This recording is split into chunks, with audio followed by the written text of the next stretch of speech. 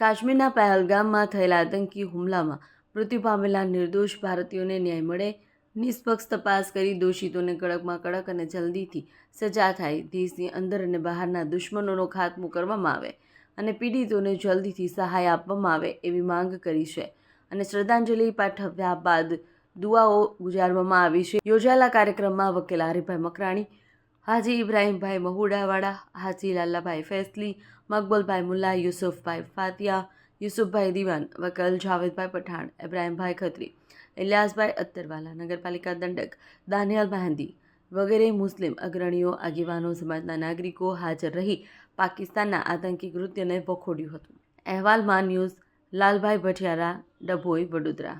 તારીખ 22/4/2025 રોજ ભારત દેશમાં જમ્મુ કાશ્મીરમાં પહેલગામમાં જે આતંકવાદી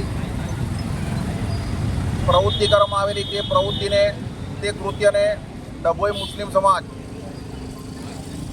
તે પ્રવૃત્તિથી ખૂબ જ દુઃખી છે। આવું કૃત્ય કરનાર તે ઇસ્લામિક પર એક મોટો દાગ લગાડવા સ્વરૂપ છે અને અમે ઇન્ડિયન મુસ્લિમ છે, ભારત દેશના મુસ્લિમ છે, ભારત દેશની ભાવના અમારામાં છે।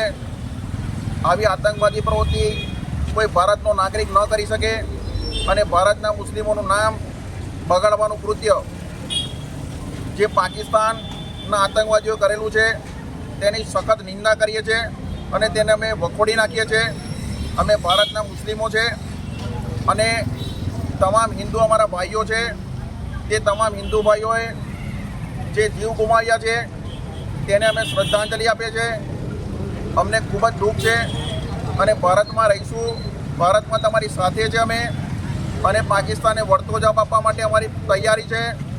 જ્યારે જ્યારે દેશને જરૂર પડે છે ત્યારે તમામ મુસ્લિમો એકત્રિત થયેલ છે। આગળ પણ ઘણી બધી મુસીબતો આવેલી છે અને તે મુસીબતોમાં ભારત દેશના મુસ્લિમોએ ભારત દેશને સાથ સહકાર આપેલો છે, કારણ કે ભૂમિનું ગર્વ છે, અહીંયા અમે વસેલા છે અને ભારતના મુસ્લિમો આ આતંકવાદી પ્રવૃત્તિને વખોડી કાઢે છે।